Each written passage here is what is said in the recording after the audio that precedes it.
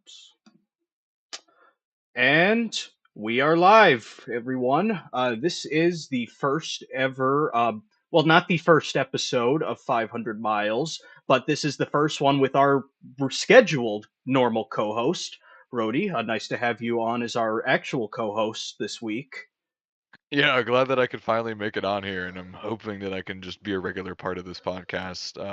For those who are Yeah, just watching us, Adam and I have been really good friends for many years. We've hung out at Dover Motor Speedway for the past 3 years for the yeah, weekend, so just and a fourth time next month. So yeah, hopefully. So, So that's how we both know each other. I mean, we're both college students right now, and we figured, you know what? Let's jump on the train of all these NASCAR podcasts that are starting up and starting to gain a lot of traction. So that's basically why we started up. I mean, we were gonna come back last week, but I was on vacation in Italy, so we're gonna basically pretend that the Coke 600 did not happen. Same with the what IndyCar, Coke but 600? No, it yeah, didn't yeah, happen. No, it's fine. what code 600? So we missed last week, unfortunately. I mean, obviously, I do have my thoughts on those. Maybe I'll talk about them in the future. But this weekend, we wrapped up in the Music City of Nashville. So definitely a lot to talk about there. I mean, what did we think about the race? I mean, I was still in Italy when it happened, but I did watch the replay. I thought it was an all right race.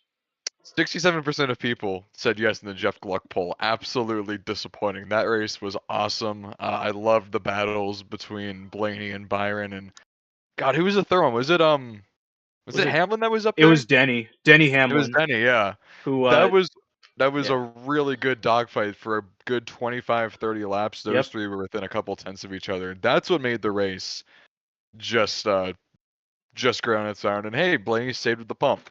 Yeah, he did save at the pump. He knew how to fuel save. I mean, he held on. I mean, I personally, that's kind of where I was expecting the pull based off reactions. I mean, on teardown, Bianchi and Gluck were saying this is going to probably be where the pull ends up, somewhere around there. I mean, I personally gave the race about a 7 out of 10. I mean, from what I watched, I mean Nashville. I mean, it's definitely a market NASCAR's got to stay in, and we had a sellout crowd as well for the return of a sponsor we haven't had in a while, Cracker Barrel.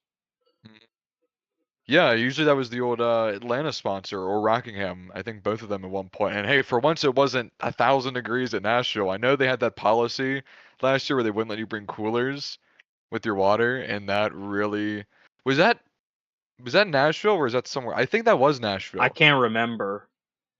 It was, I believe it was Nashville, and there was that uproar because it was gonna be like a 92-degree day, and they were still doing that no coolers policy, and that really like pissed off a bunch of people. And I'm glad that it was only like 75 there, so people weren't Yeah. dying of dehydration. Yeah, that's definitely a better sign. I mean, I don't like to see people in the heat like that. I remember watching New Hampshire in 2019. It was extremely hot then, and I remember people were getting out of the stands because it was way too hot. And I think def. I mean, I would have wished that this was a Saturday night race, but Sunday night. If if it's a night race, I'm cool with it. I mean, Nothing wrong with a night race. no, No, definitely not.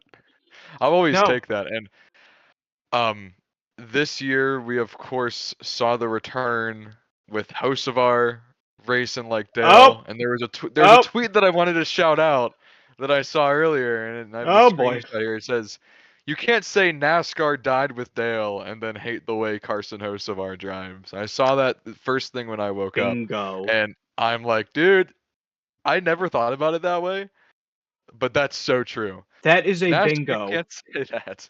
That's a bingo. I mean, I saw some people talk about this recently. How they were also talking about how uh, people were asking why were people upset with Dale Earnhardt with why were people not upset about Dale Earnhardt and why are people upset about Carson Hocevar? And I saw someone mention it's because Carson Hocevar doesn't look like Dale Earnhardt, and I'm like, come on. I think what people need to realize is that people were upset with Dale Yeah, Earnhardt. This people this is were like upset. some Gen Z NASCAR thing who were the Yeah, oldest 4 years old when he died. yeah, And it's like you don't know what happened back then. I have my dad's side of the family has a bunch of NASCAR fans, and a lot of them hated Dale. I mean, Yeah, there was a he won too much. He was really aggressive on the Jeff racetrack. Like Gordon. there was plenty of reasons they didn't. Dale wasn't this, you know, unicorn and sprinkles and rainbows and magic Yeah, whatever person that everyone thought he was. He was hated just as much as the rest of them. Don't let that mustache fool you. That dude yeah. was hated. And you're never going to get a driver that's 100% like that. No, But Hocevar is racing like Dale. You want to say NASCAR died with Dale? You can't get mad at Hocevar racing the way he no. is. He's what, 22, 23? He wants to be a superstar, and he's got the talent. I don't doubt. He's rolling that Spire That car. win is coming. I could see a Hocevar win, maybe even two happening this year on a non-super speedway. He's had great speed. McDowell's had great speed. Spire has been really, really impressive. Haley was really good at Bristol. Spire has had a total reboot, and I think it was just kicking LaJoy off the team and not Um, funneling all their I money don't to the know. seven. I I don't don't know. know. I don't know. I mean, it didn't really come up until this year that Spire was being considered a mini Hendrick. So, like, I think it really didn't kick in until this year because, I mean, Hocevar wasn't running as good as he was last year. I mean, he was good last year, but he's a lot better this year, noticeably. And I mean, the 71 was also not running good at all until mid-year. I mean, I think, I mean, it just took a while for things to get going there, and I mean, I think I think that I mean Haley's had some good. I mean Haley is the third best is the third driver at Spire now with how he's running, Absolutely, yeah. but Yeah. he's definitely had some flashes of potential. I mean at Bristol he was running I think third at one point. Second. He was up to second at one point. And Yeah. that was on speed. I mean, I know there's the debate about not being able to pass and all, but I mean, Ricky Stenhouse qualified second and he fell back a lot in that race. So like, Yeah. I mean, Haley definitely was getting up there. And I mean, about Ricky, I mean, that definitely is why people were upset about Hocevar because he took him out. I forget what lap. I mean, the issue I just have with Carson is I'm okay if you're being aggressive towards the end of the race. You're going for the money, you're going for the glory. But this was stage two. I mean, like he's gotta use his head early on. And I know Ricky Stenhouse was like saying, "Oh, it's too expensive to talk to." Well, I mean, you could have had a talk with him. I mean, you didn't have to fight him. That would have been the fine. I mean, Corey Heim like had a talk with Lane Riggs after the truck race at North Wilkesboro, and no one got fined from that. So like, I don't see why Stenhouse couldn't have tried to handle it. I think he was just scared to. I don't know why he didn't go for anything No, like that. Like you want improvement, you're gonna have to go talk to him, man. You can't just expect that he's gonna read all the tweets and just be like, no, oh, you know what, I'm gonna change my ways. No, Hocevar was born and raised a demon. That dude has always been an aggressive driver, and he's got so much potential. Again, he's what, 22, 23 years old. He is going to excel 21. if given. He's No, no, 21. 22, 22. Excuse me, I'm He's sorry. 22. Okay, I I'm gonna forgot it say, wasn't 2024. yeah. No, he's definitely quite a young guy. But that dude has been raised on pure grit. He is raised and he is going to be racing aggressively his entire career. He's He's not going to change. he's He's got not a long changing. career.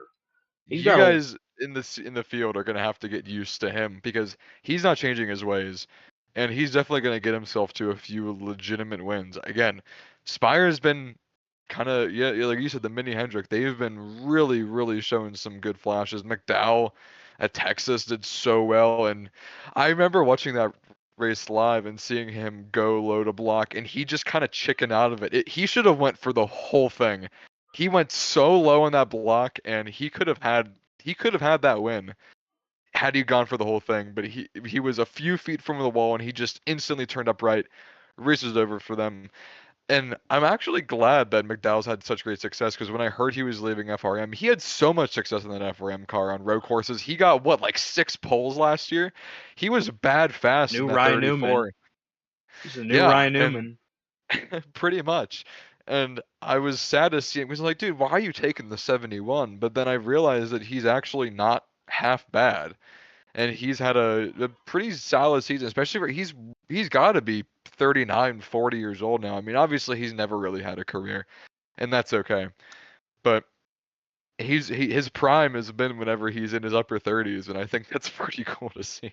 Yeah, I mean, we don't really see many drivers have their primes at that point. I mean, Greg Biffle was probably one of the last to be up there. I mean, you could say Josh Berry too. I mean, he's I think about 34, 35 He's now. 34, and he was only a rookie a couple of years ago, so there's that. Last year, last year he was, That was and oh yeah, right. yeah. Jeez, And that feels like speaking forever of, ago. yeah, it does. Speaking of last year, not last year. Speaking of Spire, there was also the whole thing with this is going to be heated. The whole thing with the supposed NASCAR funded car. I mean, I what I mean, I know everyone was interpreting it as like a NASCAR team run team, but from my understanding, from what it looks like, that was not actually going to be like the Action Express team, which runs in IMSA. It was just so that kind of makes me a little upset. I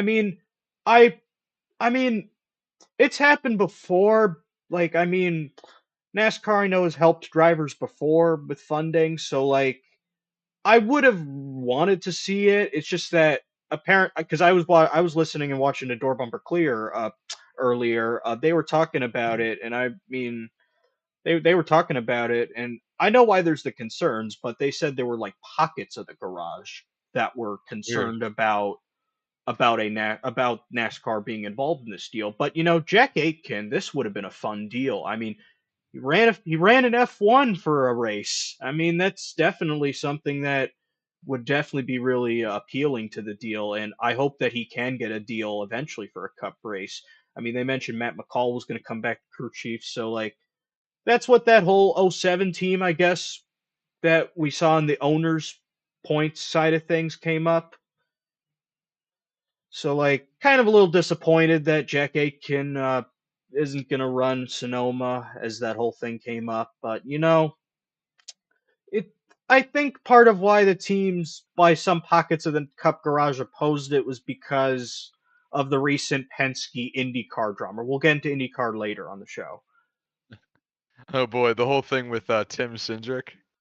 Um, well, the whole thing there is, if you're owning a series and you're cheating in it, then that's really bad. I mean, I talked about this on the last show, previewing the Indy 500. Like, you can't like it's a conflict of interest no matter what. So like I get why some teams were against it, but it's not like NASCAR themselves were it but this is kind of different because NASCAR wasn't going to field the team, unlike what Hmm. IndyCar does with Penske. So it's a little different. I mean, I know people were upset at Tommy Baldwin for saying what's the outrage over this? I mean, the France's race everywhere. I mean, they run IMSA, but that's a whole nother story for another day. So I mean, I think it's definitely something to think about. And I mean, I also briefly watched the highlights for Xfinity and trucks. I mean, I'm really happy, and I mean, we can't seem to stop talking about Spire because Raja Karuth got it done again, and he needed that win.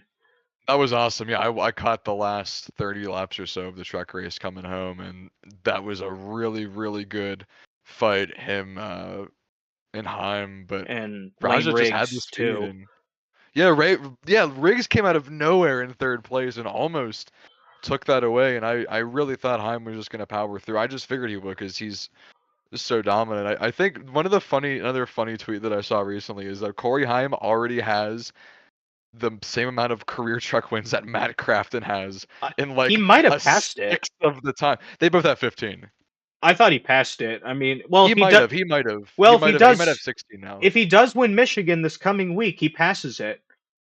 So he can get it done. And but Michigan, we haven't been there in a while for the trucks. This is going to be Heim's first time going to Michigan in a truck, so things are going to get a little spicy. I mean, there, but that truck race definitely was something. I mean, I was really glad to see Akinori Ogata come back. I mean, it's really nice to see him on the grid. I mean, there were some other guys in the field, if I can remember correctly, that you know we don't like in the part-time teams like Yeah, Kyle Busch in the yeah, 07 Kyle that Busch. weekend. I don't know what happened there. I mean, is he running? No, he's not running trucks this week. No, he's not. No, his next truck race, I think, is Pocono. Pocono. Yeah. It's Pocono and then Watkins Glen for Kyle Busch, I think. And I mean, I and in terms of like somewhat relating to Kyle Busch, I mean, I'm a little disappointed about this news I also saw because Kyle Busch did also attempt to run this race. About to mention Kyle Larson has bailed from running this big race in supercars, which that's disappointing. Who was he supposed to team with? Because I forget if it's two or I believe it's how many is it per team for the Bathurst 1,000? Is it two? I don't 100% remember, but Larson, he was supposed to be sponsored by Napa. I remember reading about it, which is the sister company to the title sponsor of the series. So they were making it a big deal, but apparently Larson bailed because of how badly the Indy 500 and Coke 600 went for him. So that's disappointing. That does suck. Because I know they've been trying to get a NASCAR star to run in supercars for a race or two. I mean, Kyle Busch was going to do it last year. They were going to have him Hmm. run in the Super 2 series to get experience as well. So, Yeah. there's some other people that would be cool. I mean, considering Napa was going to foot the deal, I mean, if they want to have someone sub, they could get Chase Elliott to sub, because why They not? have the sponsorship, yeah, and I looked it Yeah, up. It's two drivers, so he would have been teamed with someone else for Bathurst, and I'm really surprised that he bailed from that. Like, okay, you want to prove yourself as the greatest driver in the world? Go race a supercars race.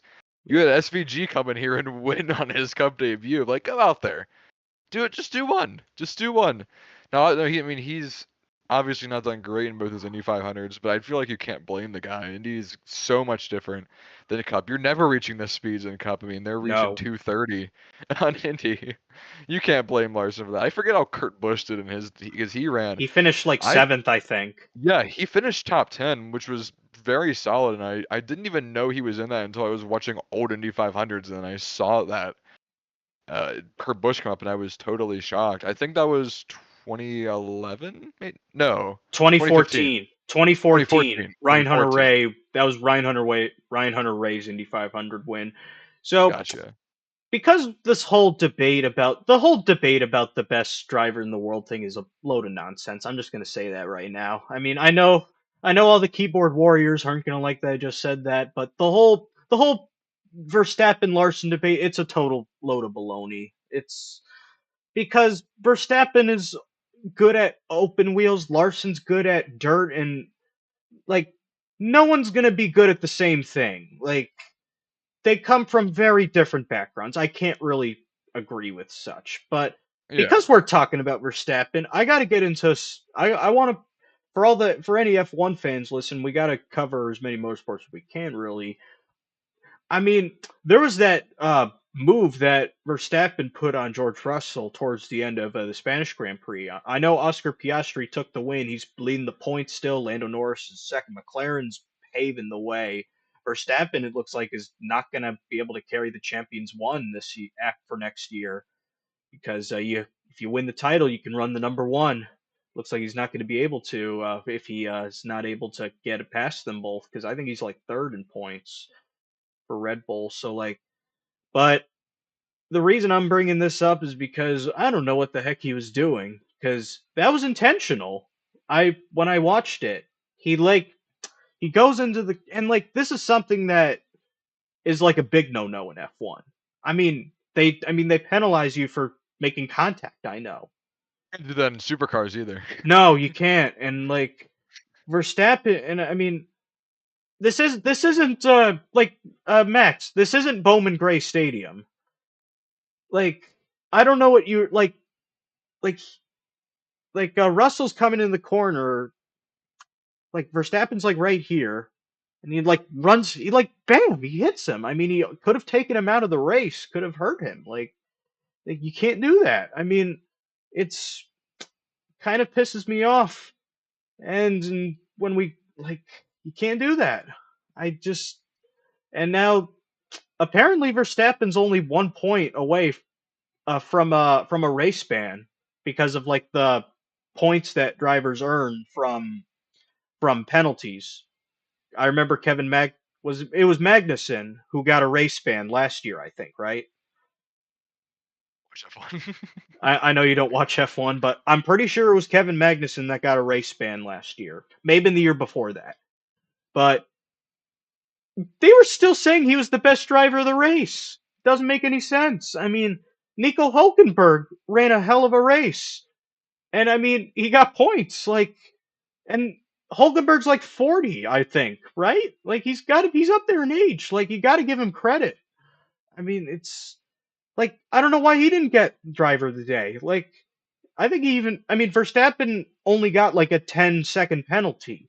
Like that should have been at least a lap at the bare minimum, a 1 lap penalty, just in my opinion, because that can't happen in F1. Like this is, as I said, this is not Bowman Gray Stadium. You can do it there all you want.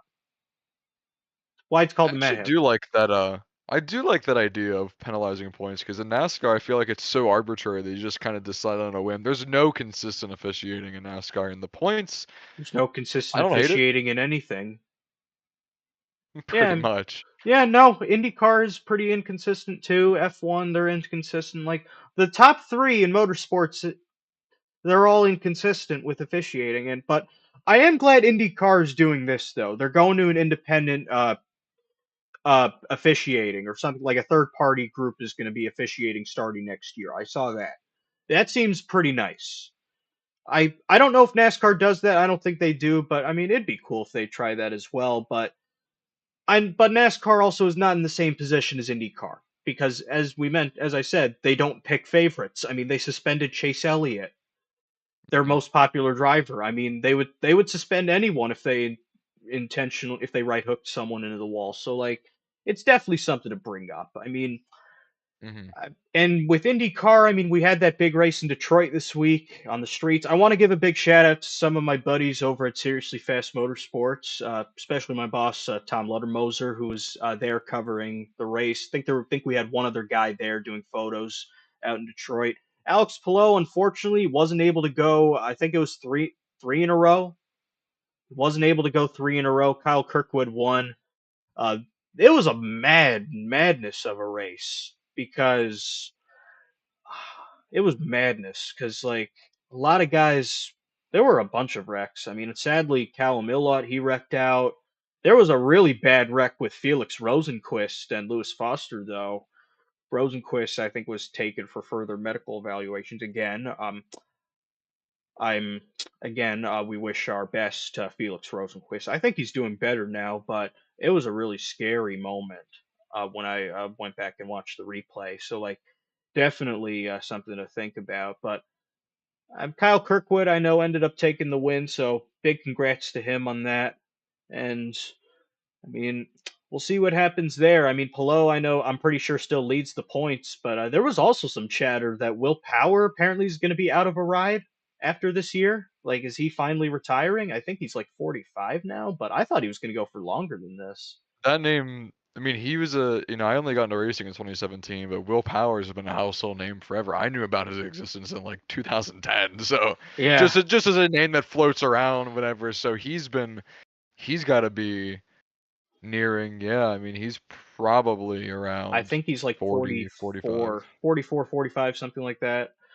But Let's so it see, would be upsetting if it ends up 44, being. yeah. It would be upsetting if this is it for him. I mean, I don't know if anyone would take him on. I mean, this probably opens the door up for David Malukas because I know he's basically the quote unquote fourth Penske driver, except he's driving for AJ Foyt this year. And speaking of AJ Foyt, we had a disqualification in IndyCar. Santino, well, not a disqualification, but a penalty. They should be disqualifying drivers there, like they do in NASCAR, but whatever.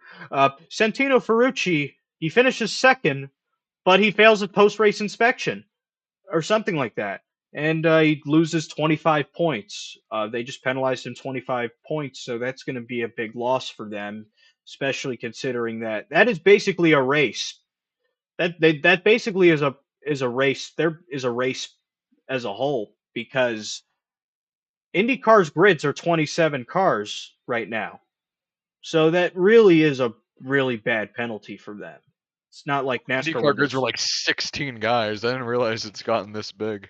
Yeah, it's grown a lot, although they did implement the charter system to stop it from growing too much. I'm not really the biggest fan of it, but it is nice though to see the grid being this big now. I mean, regardless, I mean, obviously the Indy 500 still gets to have 33 cars because that's been the tradition forever, but that's another Mhm. story.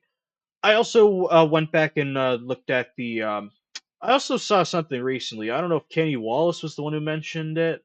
I think it came up on Actions Detrimental as well. They're saying that Justin Allgaier's going to retire after next year on there. About that, I heard about that. I hope that's not the case.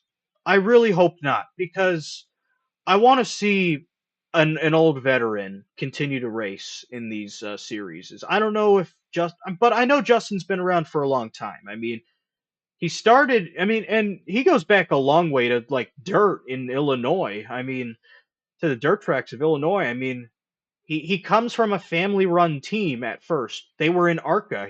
That was where he came from. I mean, he like Allgaier was running the 16 for his family run team in ARCA, and that's kind of where the Brandt deal kind of started to come together. Mhm. Then he went to Penske and Xfinity. I mean, then it was Turner Scott, and, and then he ended up moving up to Cup at first. But ex- I would be upset if Allgaier's indeed retiring. He finally got that elusive title he was looking for, but there's another reason why I'm upset about this, if this is true. The Xfinity series desperately needs these veterans. And I know Allgaier's coming up on 40, but like the Xfinity series is in need of guys like him that are of his age.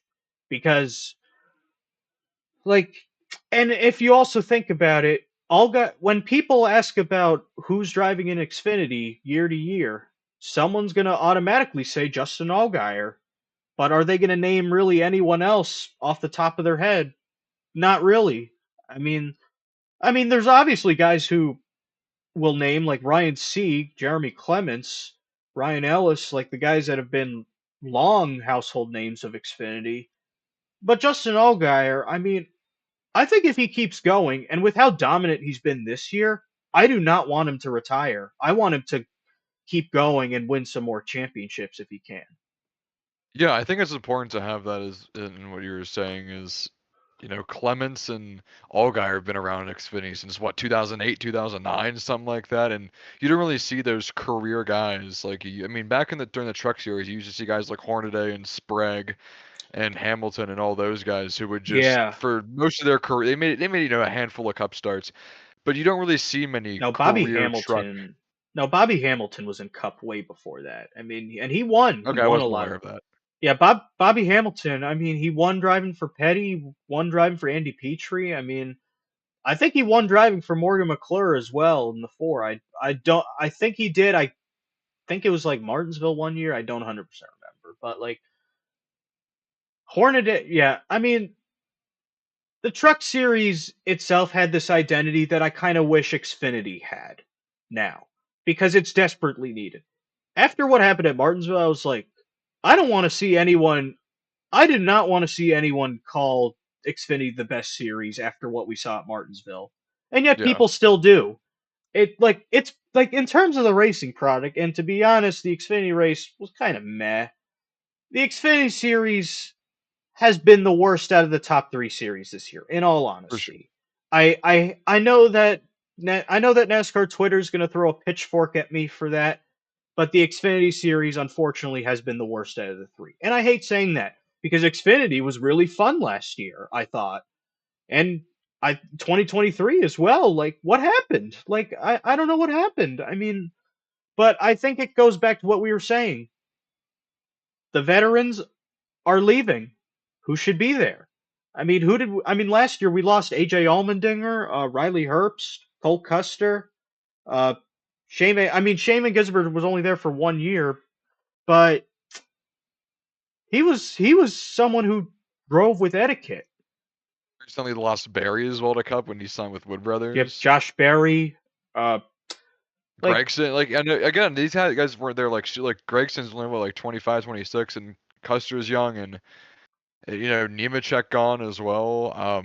I guess they do have Almirola running part time for Gibbs, which is good. but Like I but definitely like to see him on the track I know Almirola doesn't want to run full time Xfinity, but he would be one of those veterans I'd like to see run Xfinity for sure, because he for sure. definitely would bring that kind of veteran potential. And I know people don't like, there are people out there who don't like Mac DiBenedetto, but I want him to stick around in Xfinity. As much as people aren't going to like hearing that, because he also is a veteran that could help Xfinity out a bit with presence. And I mean, he's been all right this year. And I mean, this is a brand new team. This is a Viking Motorsports owned by Don Sackett, and I mean, they've had some decent runs here and there. So like, it's something to think about. I mean, there's some other people that would be beneficial, but the trucks, and I mean, this is probably why the Truck Series I'd say has been the best series because they got veterans and drivers who know how to race with their heads, like most of the time. I mean, I know some drivers there are still some drivers who don't race with their heads, but they don't wreck a lot. They're just slow. I mean, Yeah, the Truck Series. I mean, you still got Crafton. Ben Rhodes is he even 30 yet? He's been in the Truck I think Series. he's He 30. Yeah, he might Rose is be another one of those guys that's like he's gonna be a career Truck Series driver, and I like the fact that it used to because that's what it used to. Whenever it was first introduced, it was mostly veterans that were in the series, old Cup guys or guys that would spend their entire career Mike in trucks. Skinner, for example. Yeah, a lot of those guys, and that was and oh my God, who's the dude who finished second in the '97 standings? It's some like name you would have never expected. Hold on, I Was have it to look Joe this up now. Rutman? Was it Joe? No, No, because Joe Rutman was in Cup way before.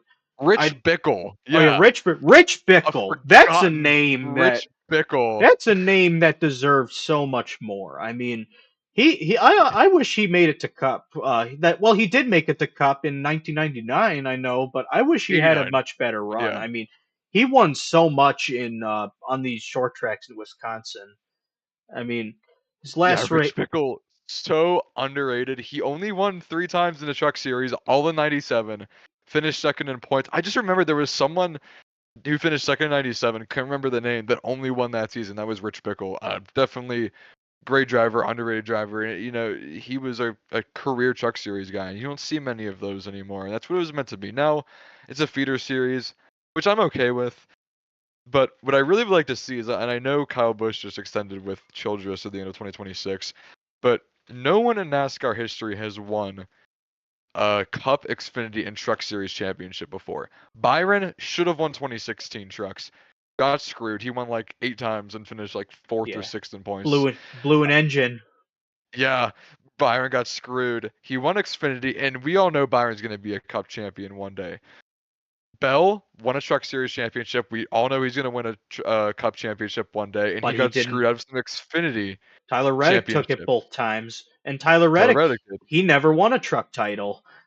He But he came was up. good, and he's definitely going to win a Cup championship at some point. So there are these guys that were like so borderline in Xfinity and Truck, and then have won or are going to win a Cup title. We've never seen that three-peat before. But I think Kyle Busch should just let it go once he's done. He needs to take his KBM vehicle and run full time in trucks. If he Well, runs full time in trucks, KBM's he's gonna dead. KBM's dead. That's the problem. If you're has it never in, shut down. KBM's been dead since 2023. What are you talking about? I mean, Which trucks? I wouldn't really know. Spire took it over. I mean, Okay, so then he's got to run he does full run. time. He does run still his 5 truck races a year that NASCAR allows him. But if he declared for truck points, he could run as many races as he wants. Yes, what I'm really hoping is that when Bush is done with his career, and I would hope he ends in a couple of years, that way he can still have this opportunity. If he runs full time in the Spire 7 in trucks, he is going to win 15 races. And I don't I know. He hasn't he really. is I don't know about that. he's great in trucks, and I would love to just see him win a Truck Series championship and be the only driver to just sweep the series and championships because he can do it. He's never ran full time in trucks, but if he does, he can most certainly do that and bring it home.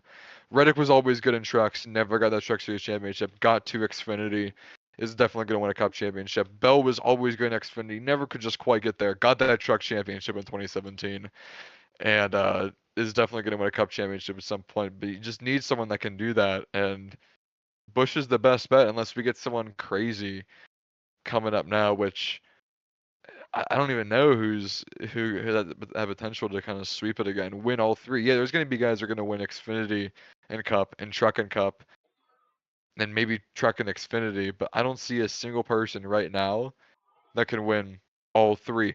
But that reminds me of someone that's being really overlooked. We of course have our prospects, Heim and Sawalich and Zilich and Zilish, Day and Brent everyone Cruz.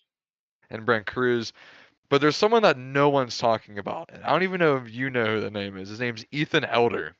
He's 22 years old. He's a short track racer, and he won the Allison Legacy Series in 2020. He's the defending championship. He's a defending champion from 2024, in which he won 7 out of the 13 races. So he won over half and was really, really dominant. And he's leading the points in 2025. I know that's how John Hunter Nemechek got his start because he was I think it was You the know him? 2015 Huh? um, Allison Legacy Series I championship, didn't and know I about know a lot of this. people. I know a lot of people overlook the Allison Legacy Series, but people seriously need to look into this Ethan Elder guy. I figured I'd give him a shout out here. 22 years old. This kid can wheel a car, and teams need to start looking into him. I barely see him mentioned anywhere online, but I was just looking recently at some guys and some local short tracks, and I saw that this Ethan Elder guy kept winning at North Carolina racetracks, and it was a part of the Allison Legacy Series, which I had been aware of for a while now. But this kid can wheel, and he needs some eyes on him to get him like an ARCA East ride or something, because this guy is being overlooked and can do so well. And I didn't expect you to really know who he was, but I'm shouting this Ethan Elder guy out because he deserves to be he deserves to be looked at as a potential like ARCA East uh, filler, because he needs to get out of that legacy. He's been in the Allison Legacy Series since he was like 16 years old. He I needs to see. get out of there and move on, which he can do, and he can do. I believe he can do so well in. Okay, so I think something else to mention is how we've had some of the grassroots racing we also saw this past weekend. So we also had the Wheel and Modified Tour. They went up to Seekonk, which is just outside of Providence, Rhode Island. Matt Hirschman dominated the race. And just to shout out Matt Hirschman, I'd love to see him get an opportunity for like a one-off in Xfinity or trucks, Oh, absolutely, because yeah. I know he ran a race in SRX a few years ago, if I'm not mistaken. I think it No, you're right. was it Right. the last year It was. It or was was the it final year of SRX. Yeah. that he did it? I don't think he won, but No. he didn't win. But I'd love to see him get a one-off in for like a race in Xfinity or trucks because I know he Yeah. If doesn't. Doug Kobe can get one, like, you I know. Yeah, and I mean Bonsignor is running multiple races this year with JGR. I mean, unfortunately, I saw he was involved in a big wreck on that last lap in Seekonk because there was a restart. Hirschman dominated, but there was that restart at the end. I think Bonsignor wrecked out. I not sure who's. I think Austin Beers now is the point leader. He's another guy I think he should who should be looked at. He's all another young kid as well that I think people Yeah. should look into from Northampton, Pennsylvania. Same area. I think he's from the same area that Hirschman's from, and Hirschman Yeah. He is. also related to the former five-time, also related to the five-time champion of the series, Tony Hirschman Jr., who that Yeah. relation also. I'm pretty sure that relation also goes back to I think Matt Hirschman. Well, not Matt Hirschman. Yeah. Yeah. the former spotter of. Is he still spotting for Kyle? No, no, No. no. That's Derek Nealon now. It's Nealon. Yeah.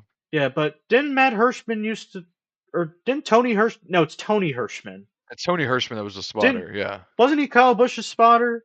Yeah. It's some. Yeah, Yeah. he was. Yep. I think they're brothers. If I'm or cousins, it's something. It's Could be somewhere some around sort of there. relation. Somewhere Yeah, around some there, sort of but they relation. are related. I know that. So it's definitely Yeah, I'm. something to think about.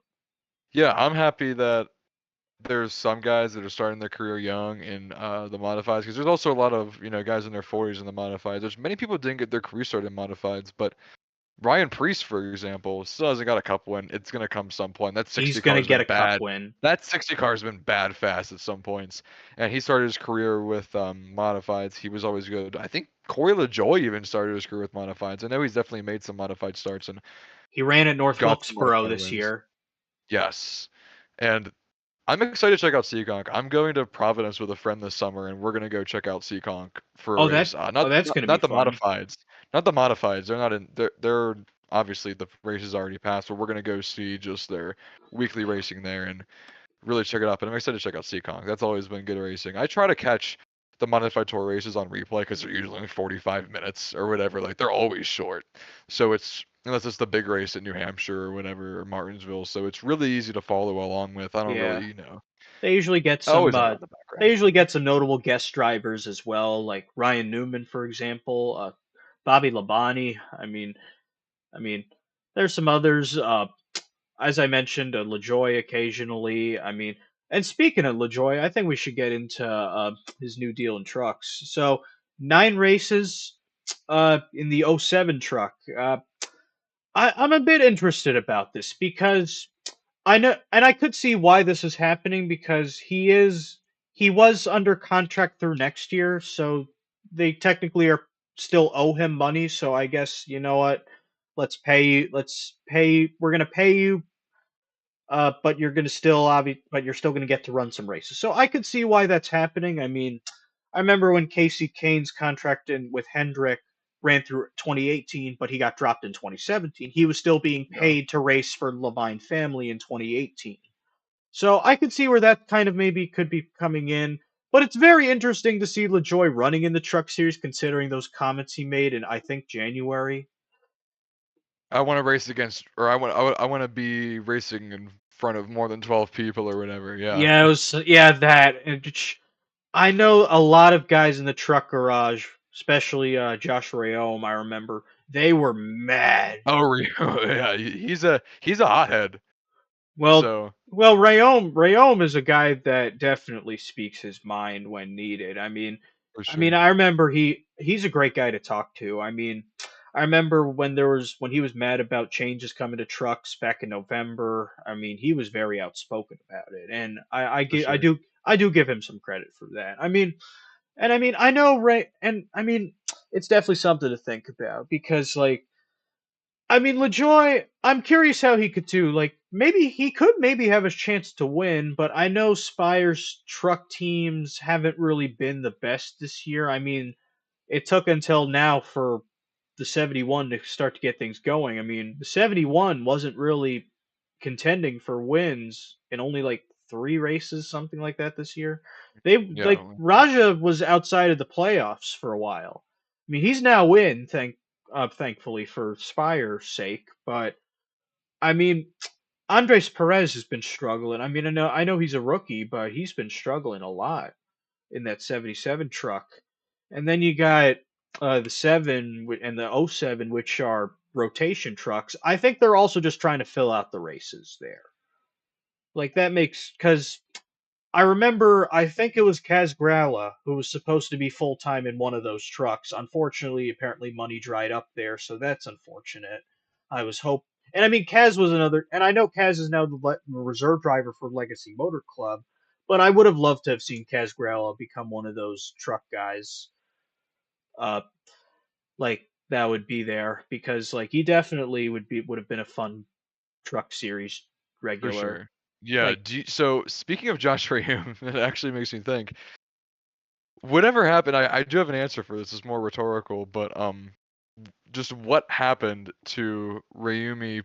My God, I can't remember Hezeberg, powered by Team Rayum. Heseberg. So yes, it's Um, funny because I always wondered what happened after 2022 to Hezeberg, and I went to Brands Hatch for the NASCAR Euro Series race in 2023, and we got it was uh pit passes were free.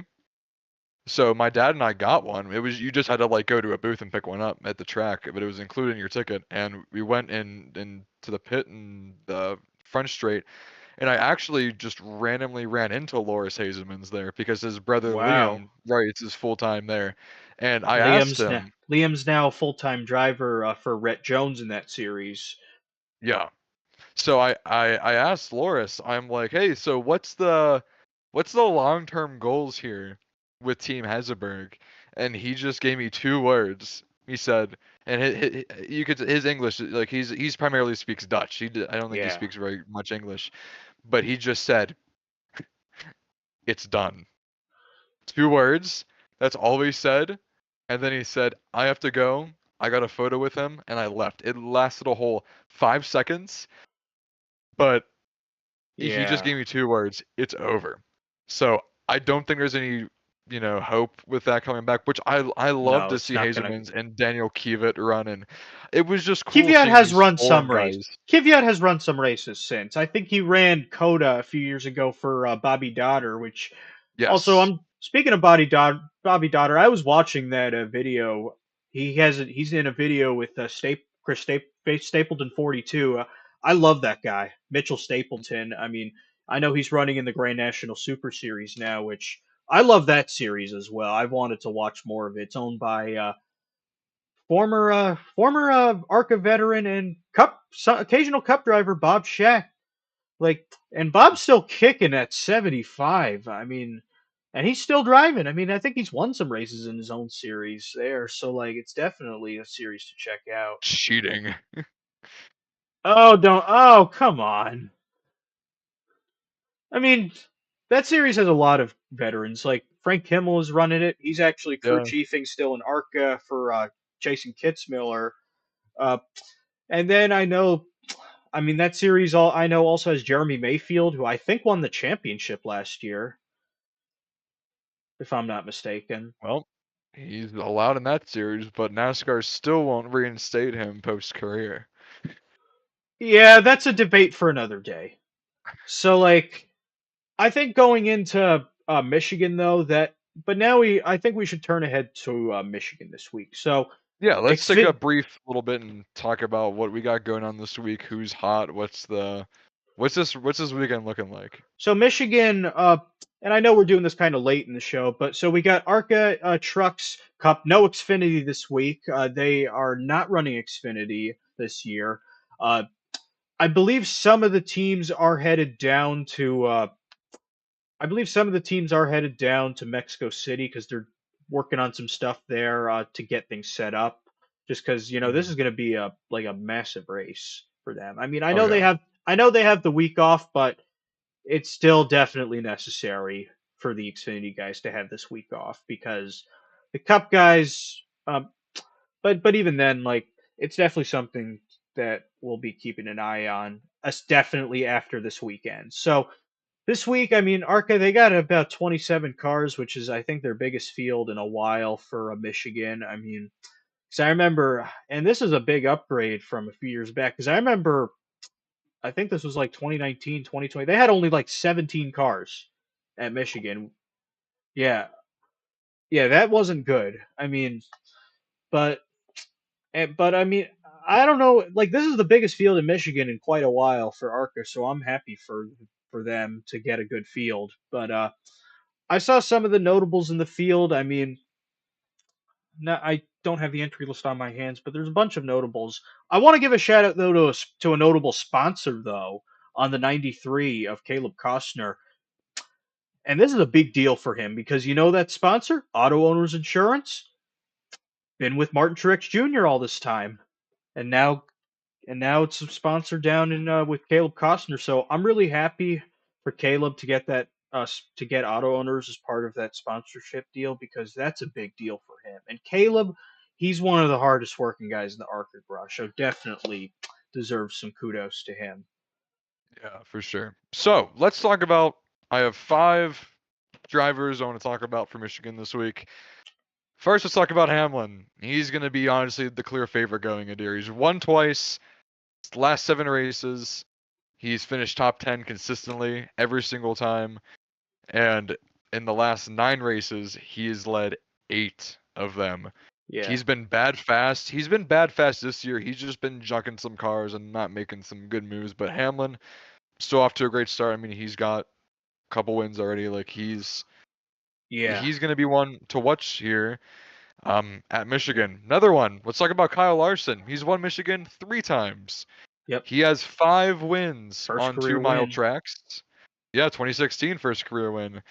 And in the last 12 races, I know we don't have podiums in NASCAR, but he's finished on the podium 6 times. Larson's always been good at these 2 mile tracks. Rip Auto Club, obviously. But Yeah, he's that always been good sucks. here and in Michigan.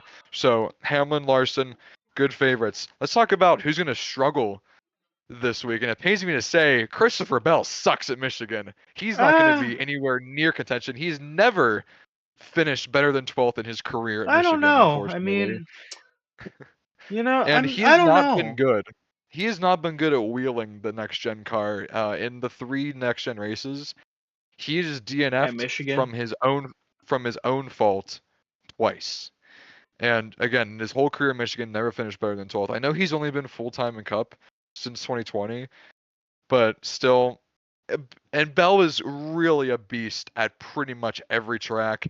It's okay if he's not good at one of the tracks on the schedule, but Bell definitely not going to be someone that we're going to be taking a look at. Another one who struggles in Michigan, who unfortunately got caught up in a wreck last week in Nashville, is going to be Bowman. His average finish in his career at Michigan is 24th, which is bottom 5 of Out of the current current cup grid. current winners Oh, in current the Cup grid. winners. Current winners in the Cup grid. Someone who's won at least one career race in the Cup grid. Um, he has only finished in the top 10 once, and that was a 9th place in 2022. And in his 15 career starts in Michigan, he has finished in the 20s or worse 9 times. Bowman and Bell not going to be contenders.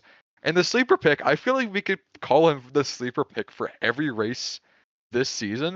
But let's talk about Bubba Wallace from Michigan. Oh, Bubba He, Wallace. I would mention him as a potential Michigan pick. I remember I think it was 2022. when it was He with Harvick. finished Yep. second to Kevin Harvick at Michigan. hmm So No, like that I was big. He won a truck race. I think it was his second career truck 2017. race, 2017 at Michigan. Yep.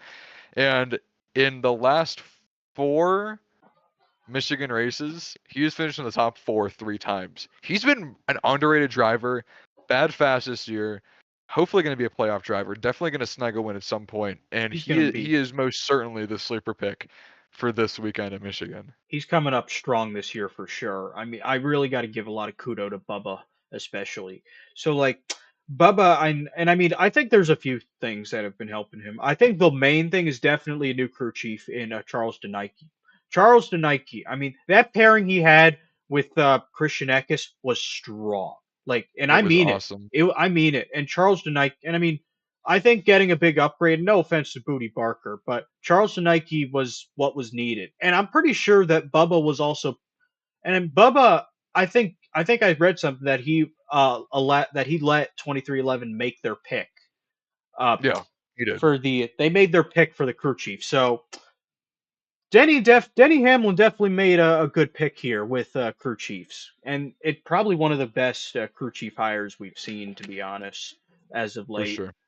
And like there's definitely some others that we'll probably see coming up, like, and I mean, unfortunately this is the first cup race since Las Vegas with no open teams, no 44, no 66. I mean, those were some that maybe we could have seen show up, but we will have an open, so that's kind of disappointing. But we've had, this is like the most open teams we've had run in quite a while, I want to say.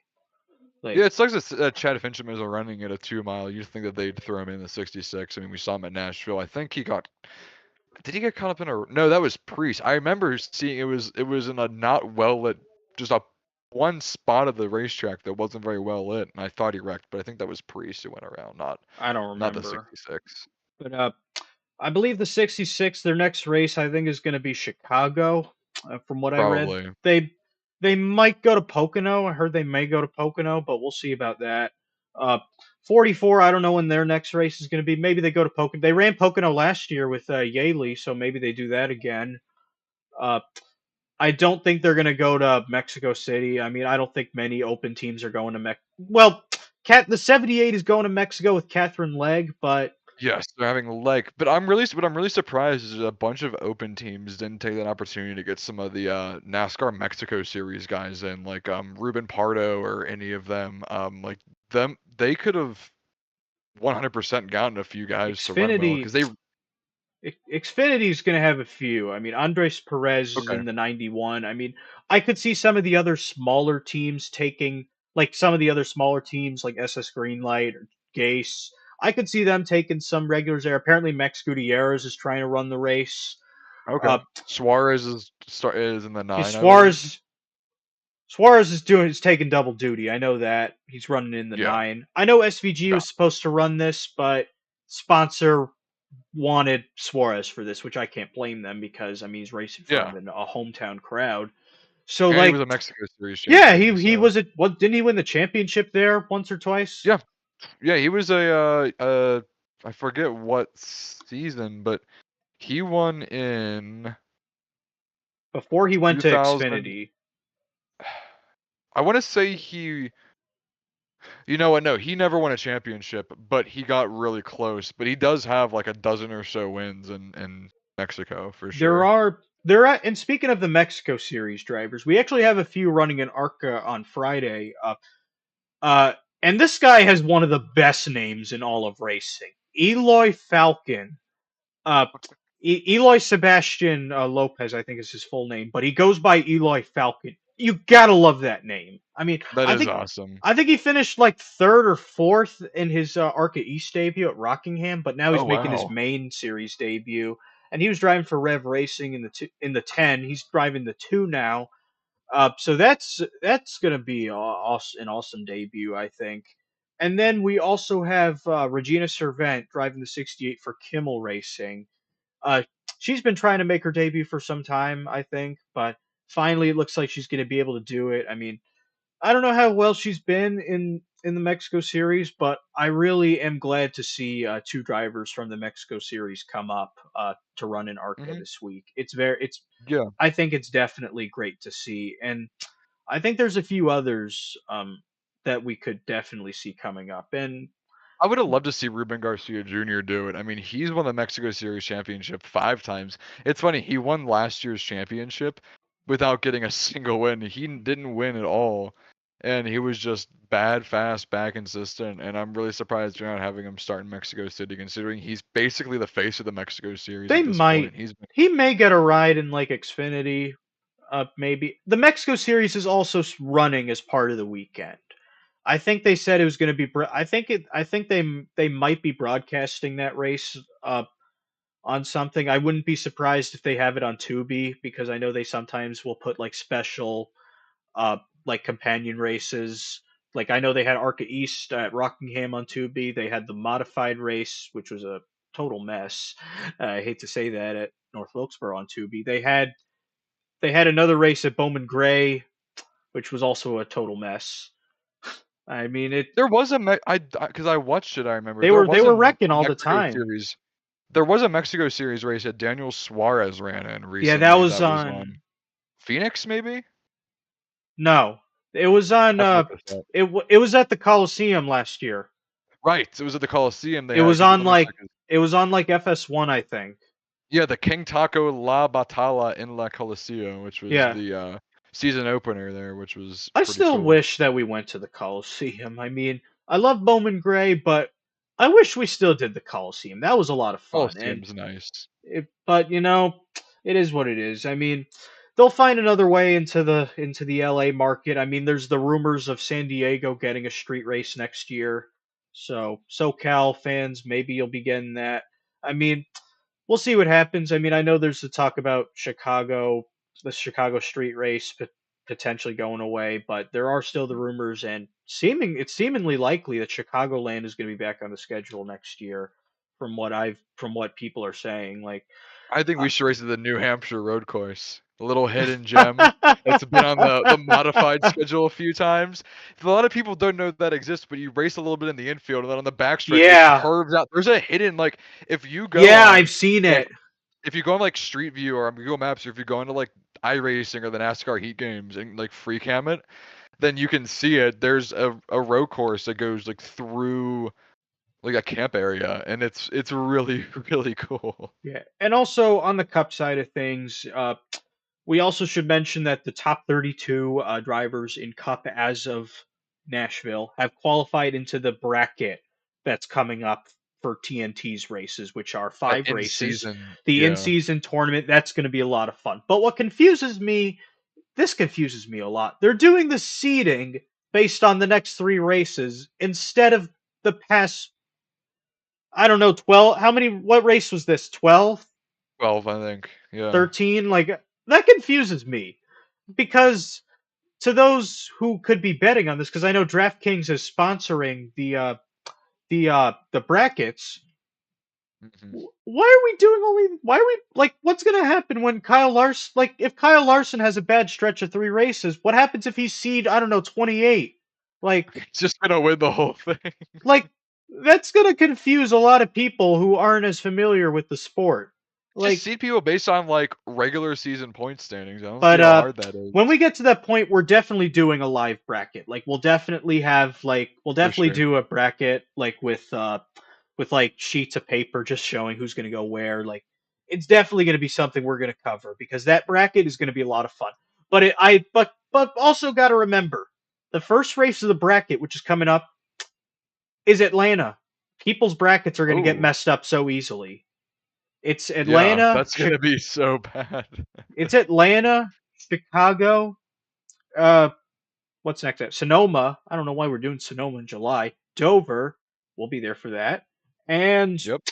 Indianapolis is the last race of the bracket. So whoever wins that bracket comes home with $1 million in the bank. Yeah, it's gonna be pretty awesome. So it's going to get competitive too because, I mean, TNT, I think, will take the opportunity to show battles that the other networks wouldn't show us. I mean, and I'm glad they're doing this because Denny Hamlin, I know, was advocating for this, and NASCAR, or well, it probably was TNT who wanted this, but I'm happy they're doing this because this is something, and I'm glad it doesn't count for any points or anything because it's just for money, Absolutely. just for fun.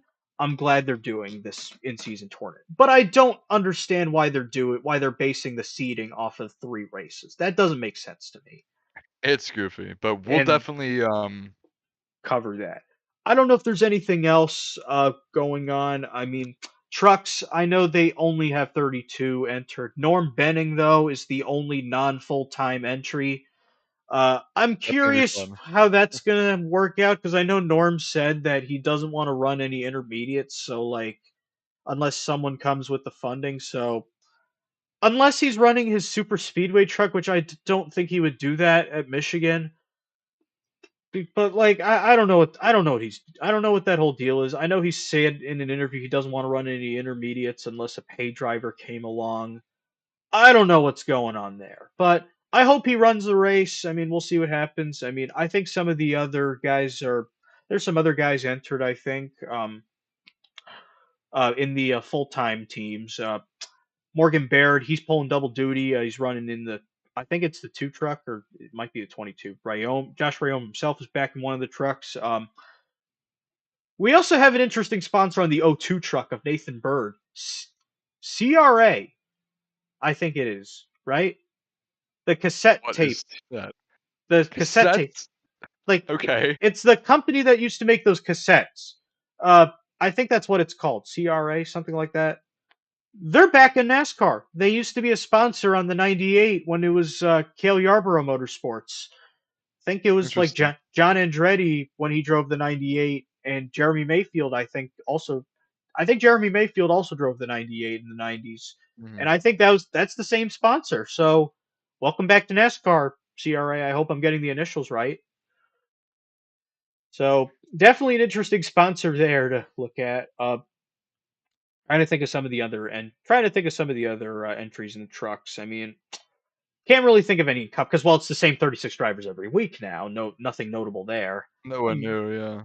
No, this is the first time that's actually happened in Cup with the Oh, charter really? system. Wow. It's the first time it's Okay. happened with the charter system where all 36 charters have one driver, pending and with not including injuries, of course, if that were to happen Or if this year. like yeah, or if like Denny Well, I guess not anymore because his or wife if had his kid, but or if someone, yeah, because Ryan Truex was on standby, but but even then, like this is the first year that we've had all 36 drivers all 36 charter cars have a driver attempt the full season. That hasn't happened before in the yeah, in it'll the be good. charter system. So we'll see. We'll definitely going to be something to keep an eye on as we go along here. Which I mean, I think in the trucks, uh, and I mean the truck series. I'm curious to see how Michigan goes because those Michigan truck races used to be a lot of fun, and I'm Hmm. glad they're coming back to Michigan. It's a track that they should not have left behind in trucks at all. So like and that race is going to be on main Fox as well. Okay, Like, that's good to so know. yeah, I'm curious as to how that's going to go. I mean, and then there's one more truck race that's actually on main Fox this year. They haven't had this many. There every year there usually be only like one truck race that would be on like Big Fox. But this year there's three of them, which probably is to fill the gaps from them losing cup races because they lost because Fox went down, lost Fox lost about five cup races, I want to say. Some Yeah, Fox lost about Isn't five. that much? Fox lost about like five cup races from the last media deal, I want to say. So I'm guessing they're trying to fill the shoe in because I mean because they have those three races which we had Homestead, which was the drivers only broadcast. That used to be Xfinity, but with CW doing Xfinity, they're now doing that for the trucks. Then Michigan this weekend, which as we mentioned, that's on Main Fox, and then Lime Rock is going to be the third race on Main Fox, which I hope that brings a lot of eyes to Lime Rock because that's going to be a fun race. I'm going to be there actually for that, so Cool. we'll be covering that. So I don't know if there's anything else to talk about. We're going into Michigan or anything else that came up within the racing world lately. I No, mean, I I'm think gonna wrap things up here, and can't wait to talk about Norm after Michigan. oh oh yeah, Norm Benning. So I hope Norm finishes the race because he hasn't had the best of luck. I mean, I know he got parked at Rockingham. I think he got parked at Bristol too. Yeah, he Uh, did. did he get parked at North Wilkesboro or was he just having Not issues? sure. I think he was just having issues. I know someone else got parked in that race by NASCAR. So Couldn't tell you. yeah, we'll see what happens. I mean, I hope we're gonna be storming for Norm again after this week. So I think that's gonna be it for uh